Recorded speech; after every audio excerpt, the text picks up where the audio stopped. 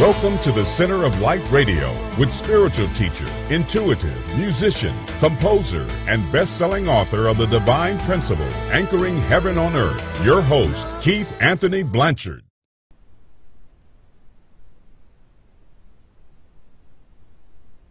Coast to coast, pole to pole, all around the world on the internet, thanks to the marvel of technology. I am coming at you live from this little bitty old guest house in Memphis, Tennessee. I am Keith Anthony Blanchard. You're listening to Center of Light Radio, Center of Divine Unfoldment and Reinforcement, radio for the soul and the transformation station. Big announcement, big announcement. Center of Light Radio is expanding. Always, of course. If you've been listening to Center of Light Radio for a while, you know that I spend almost all of my time creating and putting out an abundance of information to help one expand their life into greater degrees of bliss. Now, Center of Light beings, I want to provide you an outlet to plug into my RPM energy grid. I recently had a burst of light realization, and it was powerful. It brought me to a state of emotion. I'm a marketing director for an hour. It was uncontrollable sobbing. That's how I knew I was in alignment with something that was just truly overwhelming.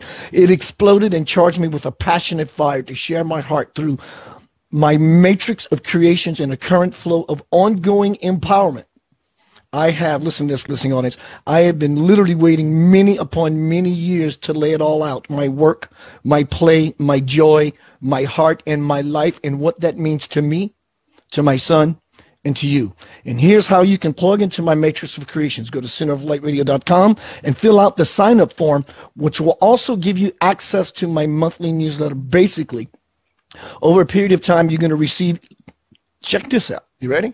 Over a period of time, you're going to receive everything I have ever created for free. Talk about surrender and letting go. Because in this epiphany I had, it was declared, told to me, I felt it bones to bones that none of this belongs to me.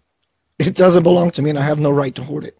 So provided that it's not a hard copy of something, anything that's electronic, anything that I do that is over internet, eventually, once you sign up to this program, on my website, that sign-up form, you're going to get everything as time goes by. What a deal that is. There is no better deal you can find anywhere. Yesterday and the day before, I had the blessed opportunity to spend both days with Swamiji Viswayogi, God-realized man from India. Oh, dear Lord, what an experience it is with him. And because of my filming these two events, I'm putting together an educational documentary about humanity's future titled Love, Peace, and Unity. Be looking for that soon. As of next week, I'm going to be airing on Inception Radio Network / Center of Light Radio my interview, which takes place tomorrow, video interview, mind you, with Swamiji Viswayogi. His theme for this year and the tour is titled Healing the Earth by Purifying the Water. Make sure you stick around because all the questions I'm going to be bringing forth are about water. Flint, Michigan, fluoride in the water, Fukushima, BP oil spill in the Gulf of Mexico. All these kinds of questions because we want to coincide and to relate to his tour, his theme that he is moving about the world, enlightening people and bringing unity together and supporting his cause. Let me tell you a little bit about my guest today because it's now time to get down to Center of Light Radio business. If you want to call into the show, get down 888-919-2355. Again, that's 888-919-2355. Today, my guest is Scout Wilkins. And the show topic is Achieving Love and Optimism in a Crazy World. Scout is a naturalist and systems thinker, an engineer, and a builder, using these skills to explore the structure of human consciousness. She has been an adjunct professor of life sciences at ASU, professional development coach for the Biomimicry Professional Program, is a powerful life coach, an energy worker, and a backcountry guide in southern Utah's Red Rock Desert. Scout says, we are an amazing species poised on the threshold of profound freedom and unlimited possibility as we learn new ways to work with our consciousness. She also says, I have known from a young age what that feels like, and then I fell out of touch with it. My life path has been a quest to regain that sense of possibility and freedom. Her big question has been, what are the obstacles that we put in our own way? Why do we do it? And how does it work so we can do something different? I want to share what has worked for me, she says, in real world terms. You can find out more about Scout Wilkins at www.scoutwilkins.com, and that's SCOUTWILKINS.com. Welcome to Center of Light Radio, Scout Wilkins. Thank you so much, Keith. Yeah. I am so excited to be here, and I loved hearing your offer that you made. That's, it is amazing to me the pace of the shift right now, the acceleration that's happening. Like you say, you just get these bursts of insight or shift, and everything changes once again. And so that was an amazing offer, and it's really in line with what I'm feeling too. It's just such a reality coming to this sense of oneness, and just our connection and the synchronicities and the serendipities. That was a really, really beautiful offer, and I'm really excited to be here talking. My piece is really, what does it take to do this in the real world? I'm a very pretty grounded person. I grew up in nature. I took some flights of fancy out into the online virtual world, but brought myself back into my body. And so now I'm just really interested in what do we do, day to day to make the shift and not get caught up in the hopelessness that will take us down. I think that's the piece that I really want to speak to. So, Scout, you came per request of a mutual friend of ours. And I really like what you do. I like the setting that you do it in the Utah state. It's just really, really gorgeous. And today's show is about achieving optimism and this crazy world. And I know that we're using terms like crazy world because it is a crazy world. And of course, that's not out of judgment. We need words to describe what we see. We're calling a spade a spade. Of course, it's not out of judgment. But, like you, I'm sure, like me, I'm sure you don't see the world as truly being crazy. How do we begin to find our balance in such a place that can sometimes knock us off of our center? You're exactly right. I do not see the world as, it can feel crazy and it can feel overwhelming and scary. And, there's so much going on and there's so much to sort of pull us out of our center. I think that I would like to start with a story to describe what it is. I think that the biggest thing that we're lacking right now, I see that we are actually in this place where we're really shifting from one fundamental paradigm that we've lived in for all of time, ever since we became conscious. This paradigm of scarcity and fear and separateness and seeing ourselves as separate. And we are in the presence of the shift into conscious connection. And it's it's a wild shift for our little beings that are used to holding ourselves separate and having these defined things. And here's my edge, and there's your edge, and here's how we fit together or not. We're making a profound shift. And I think one of the scary things about it is we don't have a good way to talk about it or understand it between ourselves in this culture. Other cultures have a way of speaking about, they are more familiar with where we're going. And I've been beginning to really reach into other traditions and find the word, because most indigenous traditions have a word for this amazing place of connection. And in Navajo, it's Hojo. It's walking in beauty and harmony. It's their highest value. And it's so much bigger than beauty and harmony. So the story that I'll tell you about what is possible, and remember, these are human beings that this is possible for. So this is the thing. It's not like these others that are different than us, right? This is one example of what is possible when you achieve this state of beauty, balance, harmony that is Hojo. When they weave their rug, a Navajo rug is an amazing thing. I've spent the summer learning a lot more. I just didn't know any of this before, but a Navajo rug, beautifully done. You take one corner. One of the ways that they can gauge the quality of the rug is they lay two corners together and peel it back, and the geometric outline lays back perfectly as you peel it. The geometry lays out exactly. So now the thing about this weaving process is that when the weaver goes to weave a rug, they haven't sat down with a grid and charted it out and measured it and laid it all out. And right. They haven't done that. What they do is they sit down at their loom and they just begin to run the longitudinal threads.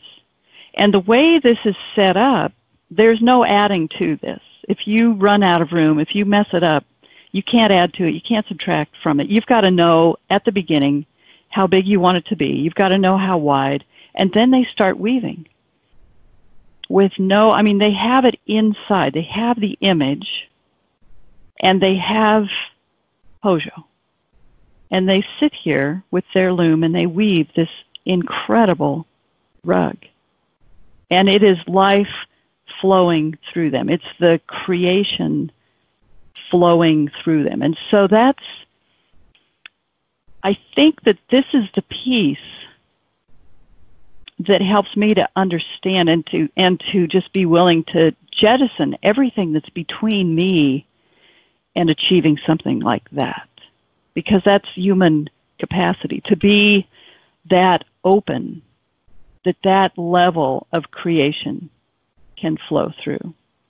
When you mention that story beautifully, as it is, it reminded me of the Tibetan mandalas that they create. It's the same idea of being in such a hyper state of presence, a hyper state of awareness, that you are connected to the cosmic dialogue.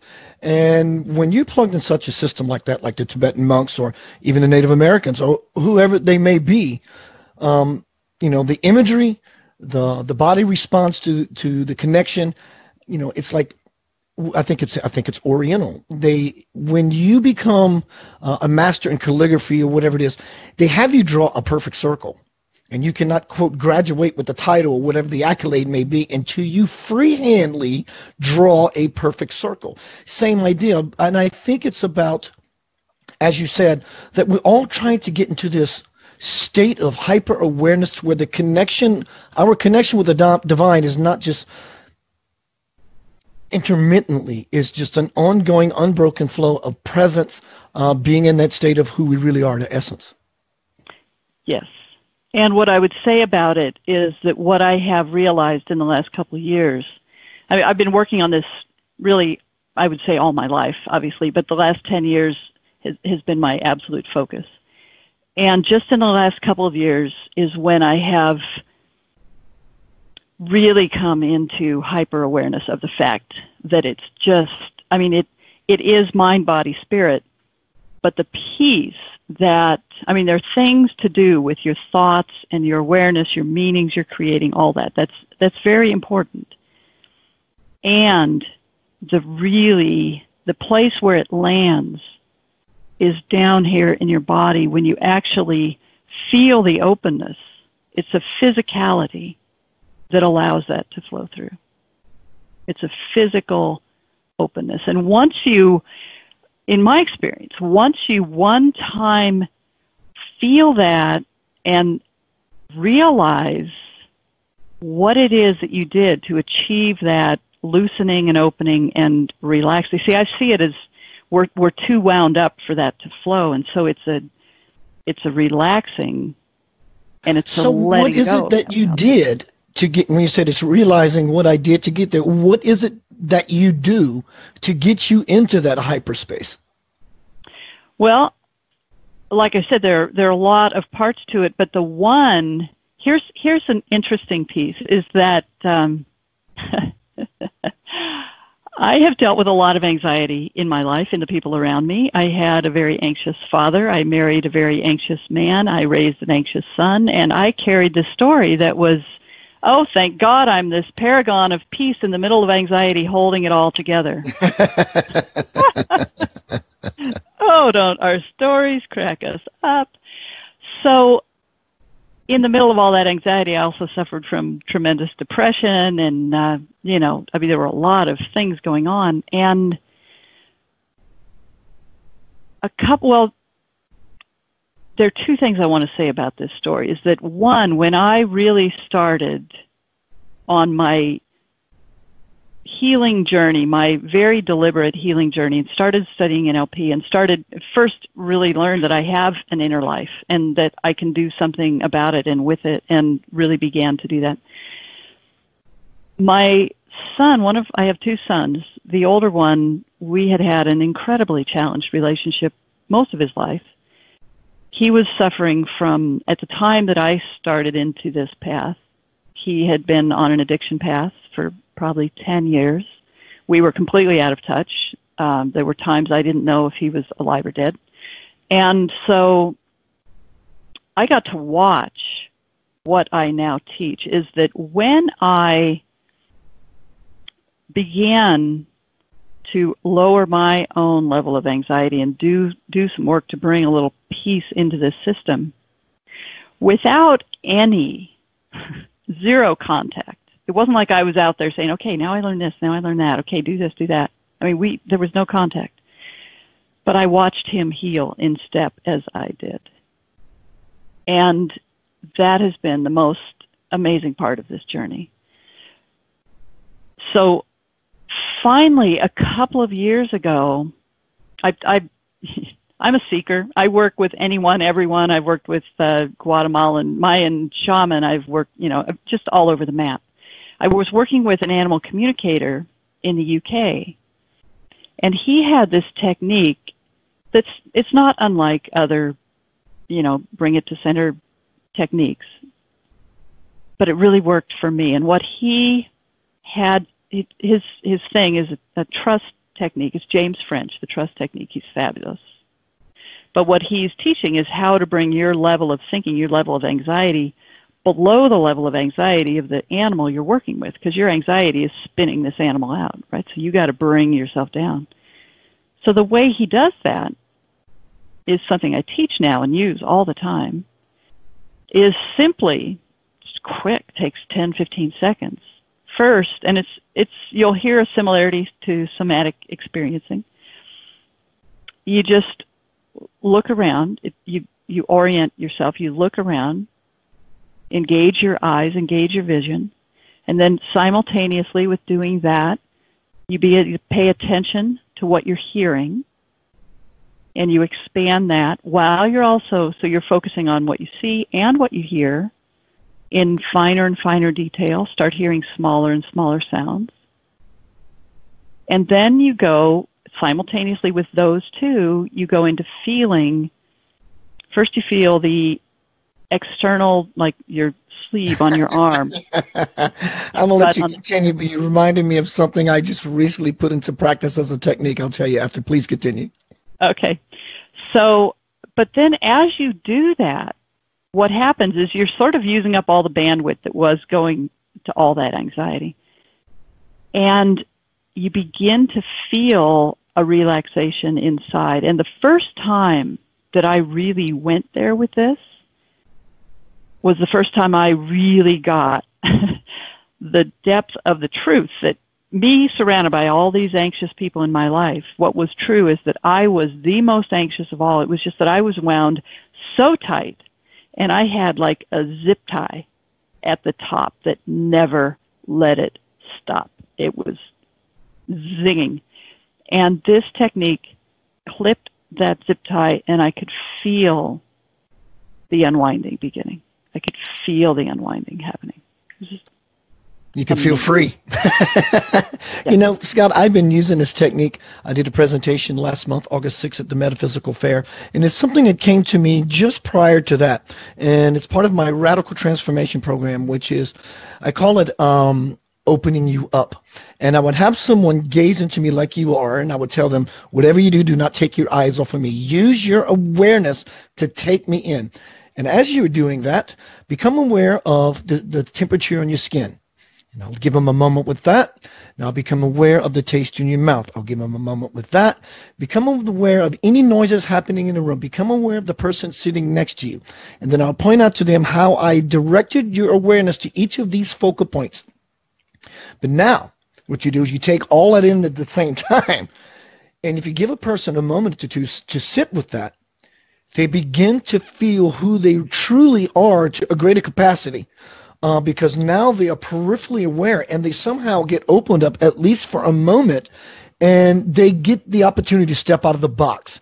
And outside of that box, when they have that glimpse, it's like using a weight. Here's a 25-pound weight. You keep exercising that particular awareness muscle, and just like your body mass, when you go to the gym and work out, your awareness mass begins to grow and expand. And as you begin to live in that space of expanded awareness, if God is infinite awareness, when we begin to expand our awareness, it makes sense to me that miracles begin to pop out like fireflies in the night, because now we can see, now we can intuit, now we can feel, now we're open to experience the grandeur of that which Creator, our higher self, is ready and has always been willing to give us. Exactly. Exactly. And the thing is, life is evolving us. We don't have to. We're not evolving into something that exists, right? Life is evolving us into something new that's amazing, and all we have to do is this will carry us. And the minute you do this, one of the things that happened for me that was so fabulous was that my sense of time shifted absolutely. I used to have this very clear timeline idea where there's the past and there's the future, and here I am and I'm marching along, and it sort of circled around and became this moment that I'm in time right here, and in this time right here I can actually shift things for myself as a child. I can shift things for my parents. I can shift things for and that begins to expand, and it becomes a visceral knowing that time is very different, very, very different. We have all the time we need because it's right here. It's and that's one of the huge pieces behind optimism, is to get to that place knowing you have enough time. Because don't you think that the fear of not having enough time or it being too late is like driving so much despair? I mean, and it's not true. At a very weird level, it's just not true. So what does it feel like to be you, Scout, when you are in that zone, in that space of being in an expanded awareness? What does it feel like to you? I know what it feels like to me, but I like people adding support. Right. Please go ahead and tell the listening audience, what is it like? You know what I would say? I make a distinction between gratitude and appreciation, because I've dealt with so much resentment in my life, and this was another thing I wasn't aware of until just a few years ago. I had no idea how much resentment I had carried over what it was like to be born a powerful young girl in this culture. I mean, there's, whatever that is, but to ask me to use gratitude as a tool did not work for me, because if I couldn't be grateful, what it is that I picked up more than anything was self-judgment. Right. And so if I can't make gratitude work, then it gives me more fuel for my self-judgment, and, So I have found that if I let go of using gratitude as a tool and go to appreciation, it's like if it rains on a day that I've got a huge get that. party, Thank you for that. Right? I actually understand the shift, this small shift, but very powerful. Please continue. Huge, I do get it. Huge. Yeah, the appreciation can become a tool, because there's nothing I can't appreciate. There's nothing I can't appreciate for what we're learning, for the part it brings, for the fact that I don't know, but it's here. And so I can appreciate, I'm, like I said, a systems thinker, and I get that you can't have this system, and even though you don't know what part that piece is playing, you take it out, you don't have this system anymore. So I use appreciation all the time, and I consider gratitude this incredible gift of grace that washes through me in the moments that I'm in that state that we're talking about. And so when I'm in that state, it's like I'm just washed over with gratitude and love and awe. But there are not words for that, but it's when incredible things happen. It's like possibility is just there. It's just there. Let me ask you this, Scout, because you've been doing this work for quite a while, and you're talking about being in gratitude and or appreciation, and you're getting washed. Do you find yourself, right now I need to be in gratitude or appreciation mode, or do you find that this is just a natural disposition for you now, a new default? Because for me, as a spiritualist, it's not that I'm ungrateful. I don't. In fact, I never do go throughout my life. Well, so maybe sometimes I do, but as a normal way of living my life and processing my day, I don't go into these moments of being grateful or appreciation. I just live my life having fun, and I think that is synonymous that I'm on automatic pilot, living gratitude and appreciation by doing those things that bring me joy. Do you find that to be true for you? I'm finding it's beginning to be true for me. Most of my life has not been true because most of my life I have lived in such profound self-judgment. And coming to terms with that and releasing that has been the freedom. Oh, when we're going through it, it seems like that wall is 20 feet thick, made of concrete. But once we get through the other side, it's the explosion, the releasing, the weight just falls off. From the chat room, I have a question from Don Daniel. He asked the question, he's wondering if Scout thinks our anxieties are worse from using cell phones and Wi-Fi, etc., etc. I would say yes, in that our anxieties are worse for being so busy thinking that we never turn off and just go sit and lean up against a tree and use our natural kin to help us chill the heck out. So yeah, turn the cell phone off, turn the TV off. As far as, the mechanics of the radiation and all that, I don't have an opinion. I think that, everything is energy, and the energy in those things, I believe, is spinning pretty fast, and everything I can do in my life to just chill the spin and be calm, be peaceful, be present, look the other person in the eye,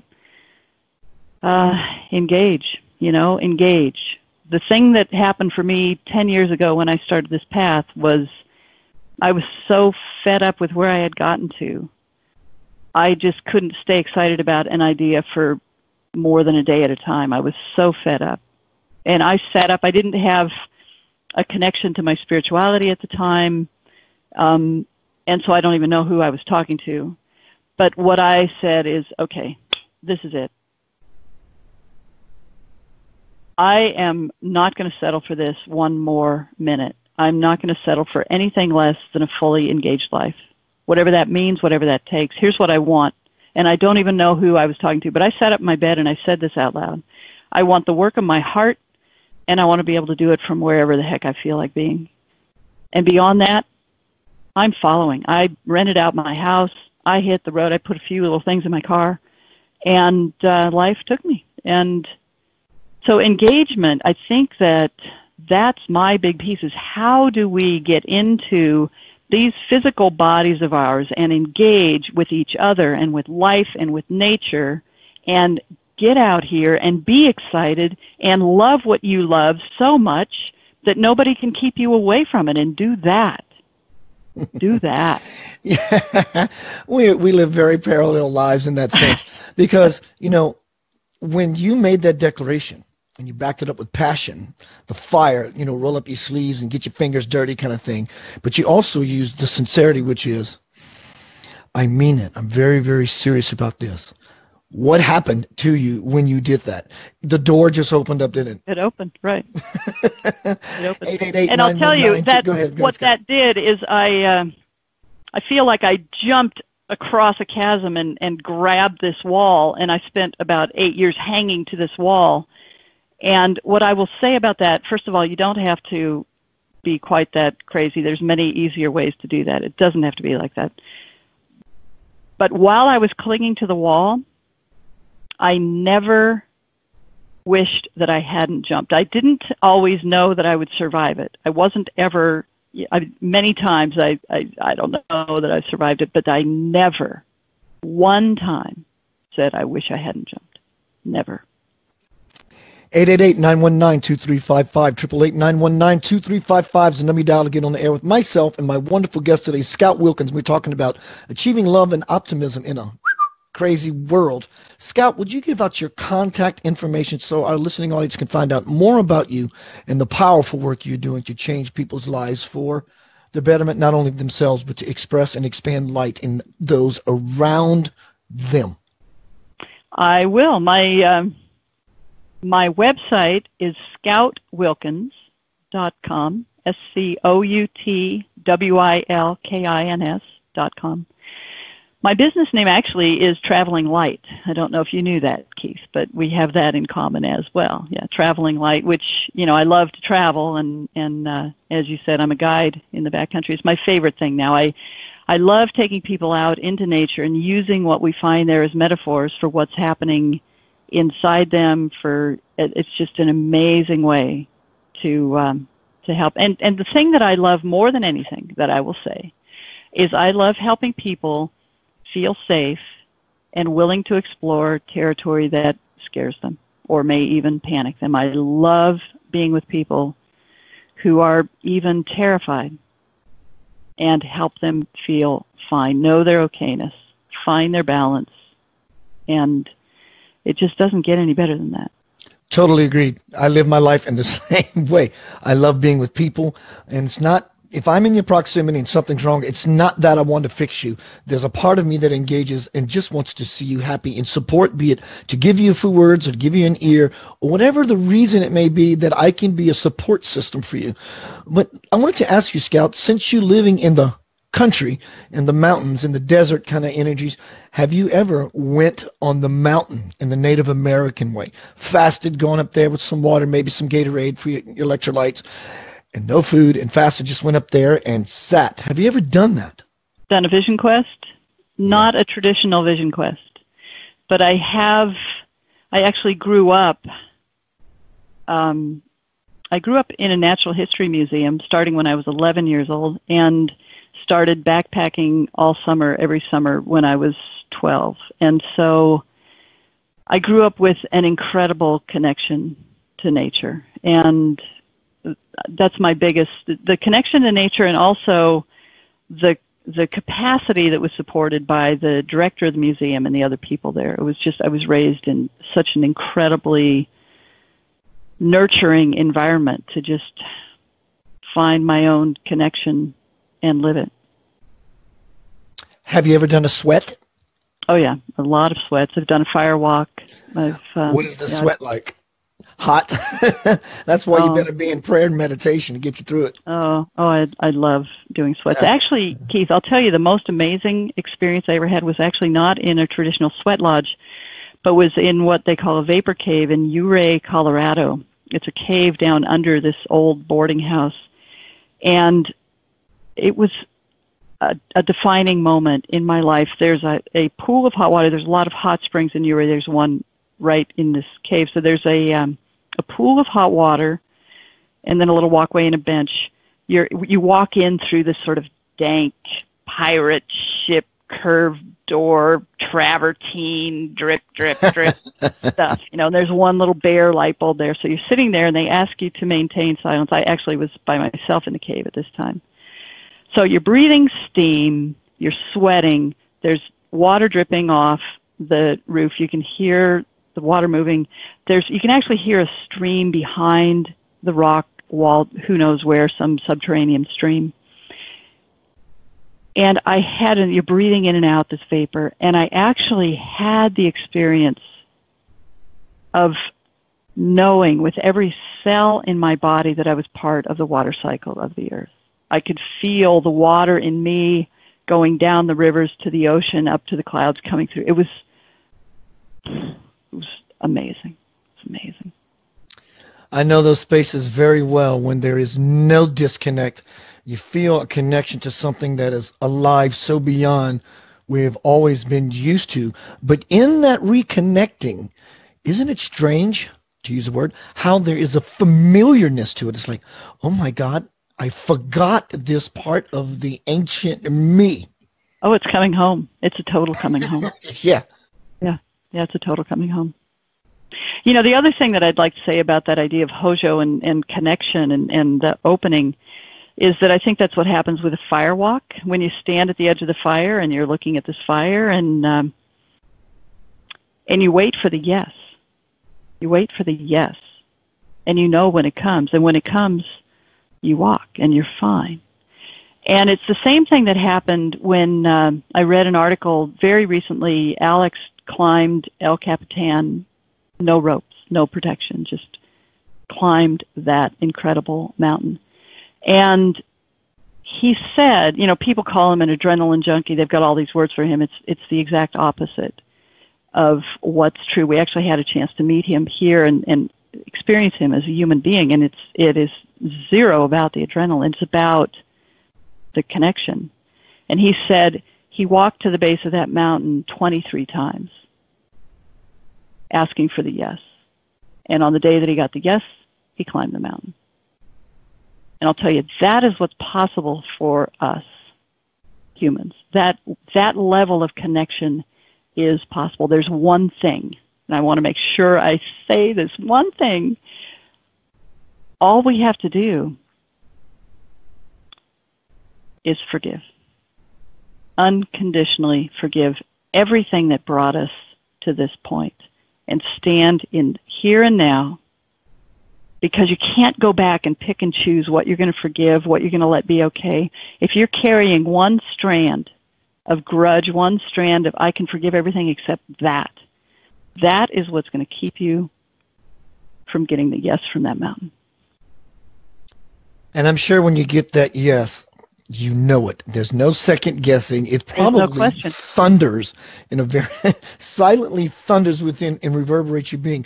I had a guest on my show on Center of Light Radio last year by the name of Father Francis Tizo, and we were talking about rainbow bodies. That when you ascend, when you graduate to the level, you no longer need your body. In that ascension process, in that moment, you obtain what's called the rainbow body.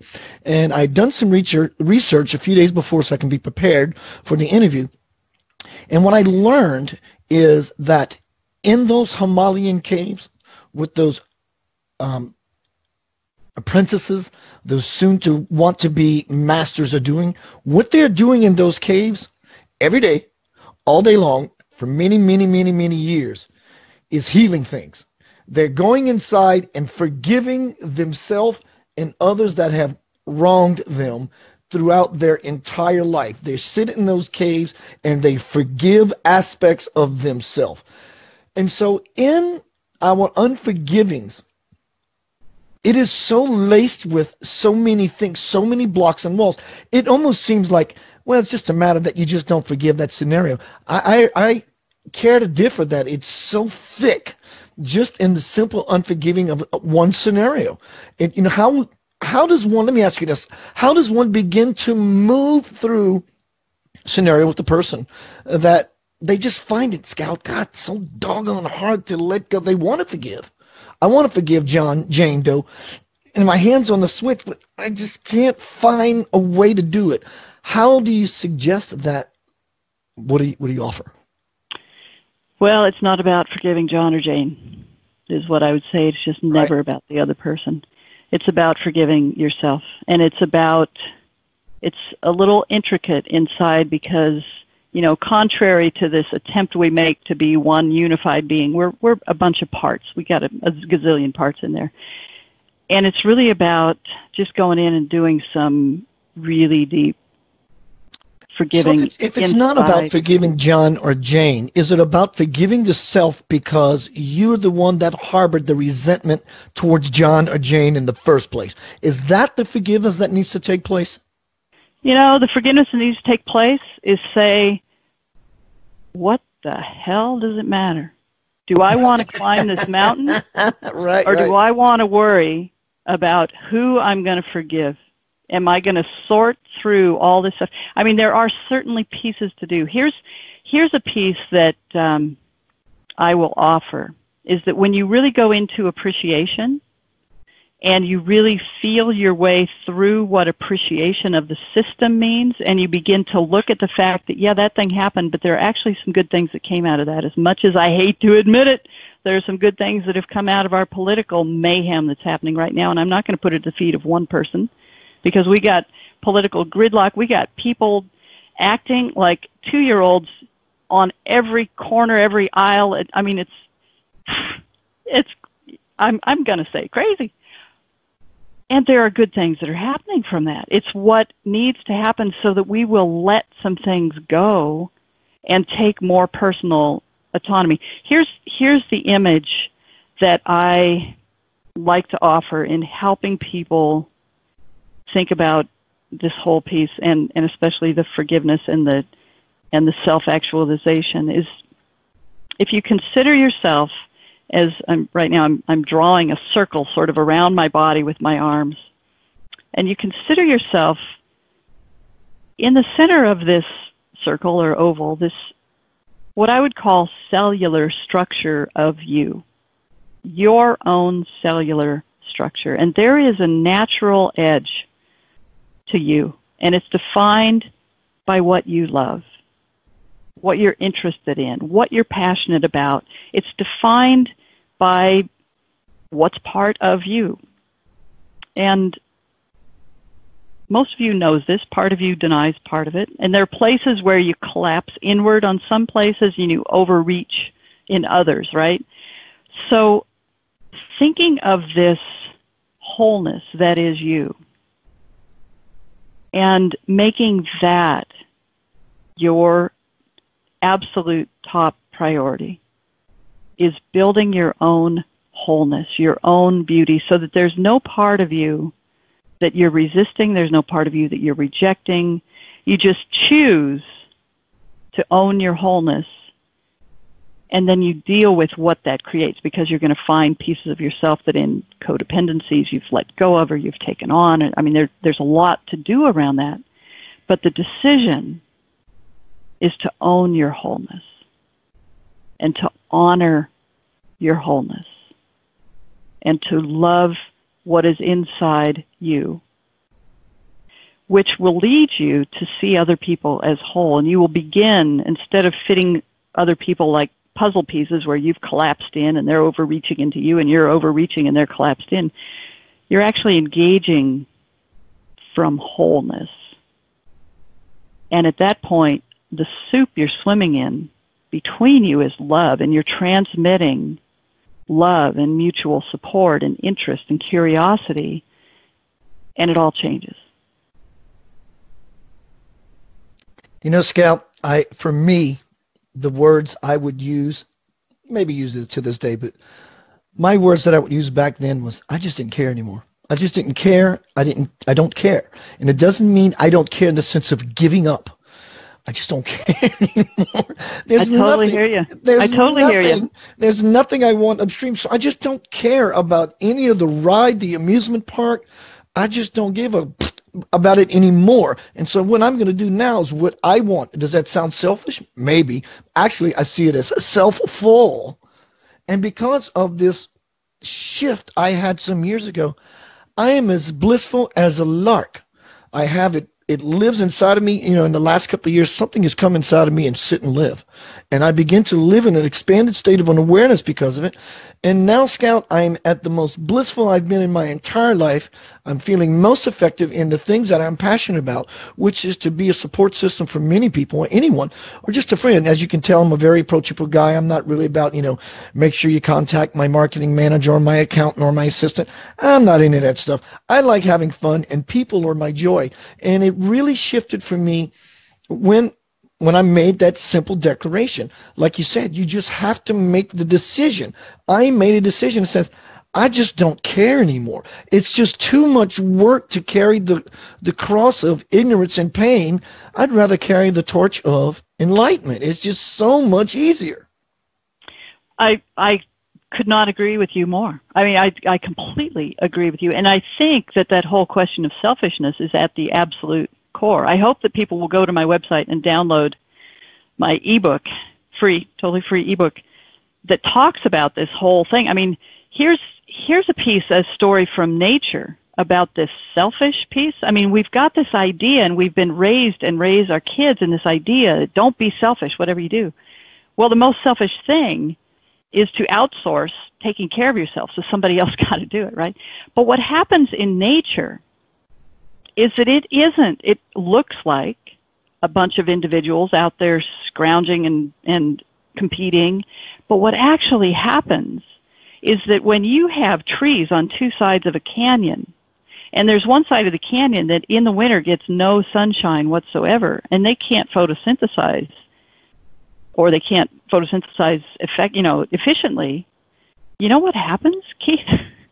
The plants that are in the sunshine produce, those individuals are producing vibrantly. They have become vibrant individuals because they were supported by the mycorrhizae in the soil that helped them to become the individual that can produce. And then once they produce an abundance, they dump it back into the mycorrhizal network, and it's transported through the network, through the forest, not species specific. It's not like pine trees are saying, go pine trees. It's just, here, we've got stuff over here, help yourself. And so the young trees that are coming up are supported by this network. Then there is healthy competition so that you don't get too many trees. Some die out, some thrive. The ones that thrive dump their excess back into the matrix. It's a complete community of deep collaboration, which, yes, has a piece of competition in it, but that's what fills all the niches and keeps everything healthy and vibrant. It creates the drive. It creates the passion. It creates the right. energy to want to get out there, or in there rather, and do something about the scenario. Right. So you follow what you love, and you pour your passion into that. And when you do, the whole world benefits. If you're out there trying to just phone it in, and you're trying not to be selfish, and so I'm not going to take this time and go do this. I'm not going to go follow my heart. I'm going to, buckle down here and grow up. And, how much passion is behind that? But when you say, you know what, call it selfish, if you will, but I'm going to just start guiding again, which I thought I couldn't do anymore. And I'm loving my life. I'm reaching more people. I'm having more amazing conversations, making more difference, and we're all thriving. I've always said, if you are not full inside, you're writing a check that will bounce at the bank. You can intend to write someone a check and have that check cashed, and it will not work. It will bounce. So what people may call or deem selfish in another person is the fact that they possibly judging the fact that they're not taking the initiative to do what they love, and they're the ones who are wanting your or whoever's attention. I'm all about treating myself, because now that I feel full inside, I have an abundance to share with those. And totally agree with what you said, Scout. When you live in that passion and have that gumption and that fire to do what you love, you become a wellspring, and like you explained with your son, you really didn't have to do anything to help him. Most people could see that as selfish. Scout is just looking out after herself. But as you did become self-full, when you began to be so full that it was flowing over, he had no choice but to respond. Beautiful. So here's what I would say about that. The rest of that story, one part of that story is that 5 years ago he got sober, and this year he had his first baby on the 5th year of his sobriety. Oh my gosh, I'm going to see her tomorrow. So that's one part. But here's how I feel about that whole thing, is that when I'm sacrificing myself and judging myself and saying, oh, I screwed up as a mother, look at, here's the proof. My son's struggling so hard, and it was me that blah, blah, blah, blah, blah. I've got this story. So what happens when you've got a story is you've got a subject, and you've got an object. And when my story is run by my ego that is demanding, because I haven't fulfilled myself through what I love, I'm fulfilling myself through this screwed up story that I'm carrying about myself. So my ego is demanding that my story remain true. And I'll tell you what, we're attached to our stories in a big way. And so when I'm attached to my story, it requires that my son remain screwed up, because otherwise the world is messing with my story. And so it's not like I created a healthy son. All I did was set my son free from my story, right, that I had screwed up somehow, so it required him as evidence. He was no longer required to be the evidence of anything. He got free. And my belief is when you free people up, they do great things. Absolutely. We are slowly but surely coming to the top of the hour, Scout. This show goes by so fast when we get in that zone. If you would, leave us with a final thought about how one can achieve love and optimism in this crazy world. You know, I think that it really, truly is learning to let go and know that life has got this, and our part is to open up and let life move through us. So finding the ways to physically, we do things with our thoughts, but to physically open your body and let life move through you. Any suggestions how we can do that? Now, this is somewhat the same question I asked you a little earlier, but some people need a piece of information that will go, oh, that's how I do it. So, kind of like a little push off the cliff. They want to jump, they get to the edge, 1, 2, 3, and they stop, 1, 2, 3, and they stop. Some people just need that little push. Can you offer anything? Yeah, that would help I'll give it. open? I gave that physicality piece before, but what I'll do now is give you a mental piece that when you find yourself triggered, pissed off, whatever, check in with what you're making it mean about what just happened. Check in with the assumptions you're running, and just check and see where you're mind reading, where you're projecting stories, and name 3 different things that might be true instead of this knee-jerk thing that you're assuming is true. What are your thoughts about someone telling long-winded stories? When I was getting on this path, my mentor, he would kick me in the pants. He would say, Keith, stop telling long-winded stories. I say, what do you mean? He goes, Keith, stop telling long-winded stories. And he says, I suggest you put pieces of paper all around your house where you frequent that say, stop telling stories. And I got it. It clicked. And I realized that explaining the long way around things creates a lot of not necessary, not needed noise in the mind. Because when you ask someone, how was your day today? You don't want them to tell you, well, I woke up, I brushed my teeth, ate some cornflakes, I walked to the car, I actually used 56 steps to get there, and I did this.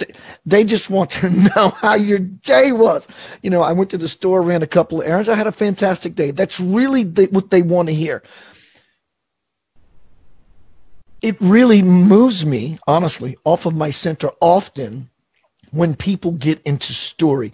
Your thoughts about getting into story and the effects it can have in one's life? Yeah, our stories matter so much less than we think they do. The only thing that really matters, is what you made that story mean about you. Did you make it mean something powerful and positive about you, or are you making it mean something derogatory, or it's some reason that you couldn't do something? Find the stories that empower you. And if your stories don't empower you, stop telling them. Just find a different, it really is, what are you making it mean about you?